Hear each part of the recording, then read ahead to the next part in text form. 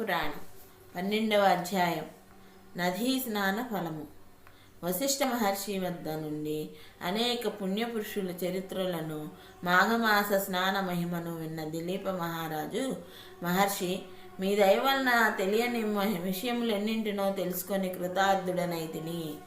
కానీ మహర్షి, ఈ మాఘమాసమందు ఏ ఏ పుణ్యతీర్థములందు స్నానమాచరించినా ఎంత పుణ్యఫలము సిద్ధించునో తెలియజేయమని ప్రార్థించాడు. వశిష్ఠుల వారు ఇట్లు వివరించుచున్నారు.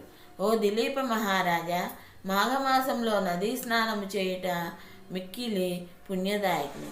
మాఘమాసంలో ఏ నది నీరైనను గంగాజలమంతటి పవిత్రతను కలిగి ఉండును. కావున మాఘమాసంలో నదీ స్నానం చేయటం వలన సర్వ పాపములు నశించును, ఎనలేని పుణ్యము కలుగును. ఇక గంగానది యొక్క విశిష్టతను తెలియని వారు ఉండరు. గంగానది స్నానము మిక్కిలి ఆరోగ్యప్రదమైనది మరియు పుణ్యదాయకమైన, పాపములను హరింపజేయును. అత్యంత ప్రవాహ వేగము గల గంగా నదిలో స్నానము చేయుట వలన ప్రజలకు పాప ప్రక్షాళన జరగగలదు. దేవతలు, మునీశ్వరులు, యోగీశ్వరులు, మహాతపస్యాలు అందరూ గంగానది తీరముననే తమ ఆవాసనలను ఏర్పరచుకున్నారు. జీవనది అయిన గంగానది అరణ్య మార్గం గుండా ప్రవహించి అనేక వనమూలికాది వృక్ష సముదాయములతో మమేకమైన ఆయుర్వేద జలముగా ప్రసిద్ధికెక్కింది. దీర్ఘరోగాలతో బాధపడుచున్నవారు సైతం గంగానదిలో స్నానం చేసి పునీతులయ్యారు. పరమేశ్వరుని జటాజూటము నుండి జాలువారుతున్న గంగానది మిక్కిలి పవిత్రమైన పుణ్యనదిగా దేవాది దేవతలందరిచే కొనియాడబడుతున్నది. మిక్కిలి పవిత్రమైన గంగానదిని గురించి తెలియని వారుండరు. మాఘమాసమందు గంగానదిలో స్నానం చేసినచో విశేష పుణ్యఫలము లభించును. వారి పాపములన్నీ హరించుకుపోయి విష్ణు సాయుధ్యమును పొందగలరు. గంగానది స్నానఫల మహిమ ఇంతింతని చెప్పుటకు శక్యము కాదు. బొందిలో కైలాసమునకు పోవు పరమేశ్వరుని వీక్షించగల మహాత్యము ఈ గంగా నది స్నాన ఫలము వలన కలుగును. కావున ముక్తిని పొందగోరు వారు మాఘమాసమందు గంగానదిలో స్నానమాచరించవలెను. జీవితంలో ఒక్కసారైనా గంగా నదీ స్నానము చేసినచో విశేష పుణ్యమును పొందగలరు. ఇక ప్రయాగ పుణ్యక్షేత్ర మహిమ వర్ణింపనలవి కానిది. ఇది గంగా, యమున, సరస్వతి నదుల త్రివేణి సంగమం.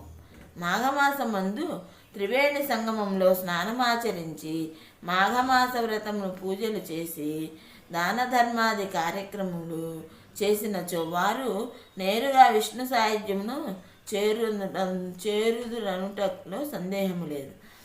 ఈ ప్రదేశము గొప్ప విశేషతను సంతరించుకున్నది. గంగానది సముద్రంలో కలిసే చోట ఇదే. ఈ త్రివేణి సంగమంలో స్నానమాచరించినచో 7 జన్మముల పాపములు హరించుకుపోవును.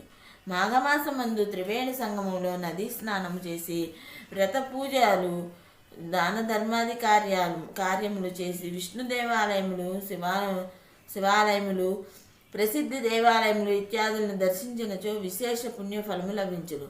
మరో జన్మ అంటూ ఉండదు. జన్మరాహిత్యమును పొంది విష్ణులోకమును శాశ్వత స్థానమును పొందగలరు. కావున ప్రతివారు మాఘమాసమందు త్రివేణి సంగమందు స్నానమాచరించి ముక్తిని పొందండి. గోదావరి దక్షిణ భారతదేశంలో ప్రసిద్ధి పొందిన నదీ పుణ్యక్షేత్రం. దీనికి గౌతమి నది అనే పేరు కూడా కలదు. ఇది పడమటి కనుమలకు దగ్గరలో ఉన్న నాసికా త్రయంబకం అనే పుణ్యక్షేత్రమందు పుట్టుచున్నది. గౌతమ మహర్షి తన గోహత్య దోషమును నివృత్తి చేసుకొనుటకు ఈశ్వరుని గురించి ఘోర తపస్సును చేశాడు. ఈశ్వరుడు మెచ్చుకొని గోహత్య ప్రదేశము మీదుగా గోదావరిని ప్రవహింపజేసి ఆ ప్రదేశమంతటిని పవిత్ర పుణ్య ప్రదేశం అయ్యేటట్లు చేశాడు. కావున మాఘమాసంలో గోదావరి నదీ స్నానం అత్యంత శ్రేయోదాయకం, పవిత్రం, పుణ్యప్రదం, సర్వ పాపమును హరింపజేయును, ఇహపర సౌఖ్యములు సిద్ధించును. ఈ గోదావరి నదిలో మరికొన్ని ఉపనదులు కూడా కలియుటచే దీనిని సప్త గోదావరి అని కూడా అందురు. ఇవన్నీ అరణ్య ప్రదేశం గుండా ప్రవహించి వచ్చుటచే గోదావరి నదీ స్నానము కూడా సకల రోగములను హరించును. ప్రతి సంవత్సరం వరద గోదావరిలోను మాఘమాసమందు ఈ నదిలో స్నానం చేసినచో ఆరోగ్య ఐశ్వర్యములు ప్రాప్తించును. ఇంకను పరంతప మరియు ప్రభాసం అనేక క్షేత్రములు మిగుల ప్రసిద్ధికెక్కాయి. పరంతప నదీ తీరమందు శివుడు లింగాకారంలో వెలసి ఉన్నాడు. ప్రభాస క్షేత్రమందు స్నానము చేసినచో బ్రహ్మహత్యాపాతకములు కూడా హరించుకుపోతాయని ప్రతీతి.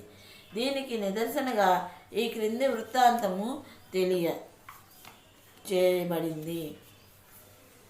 ఆదిదేవుడైన శంకరునికి మరియు విష్ణువు యొక్క నాభికలమందు ఉద్భవించిన సృష్టికర్త అయిన బ్రహ్మకును 5 తల్లుండేవి.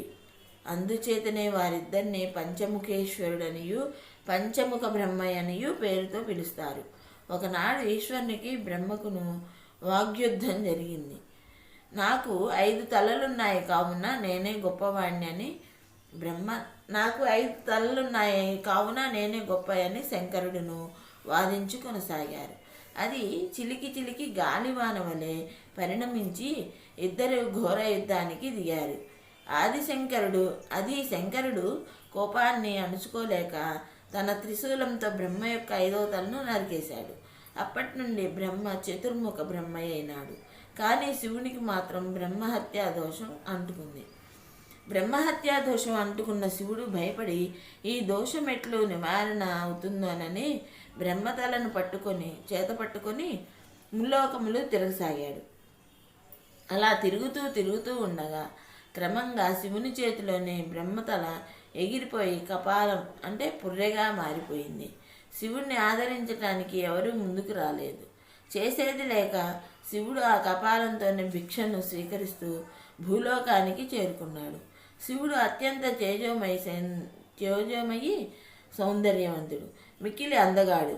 అతని ముగ్ధ మోహన రూపమును చూసి చలించని స్త్రీలుండరంటులే సందేహము లేదు.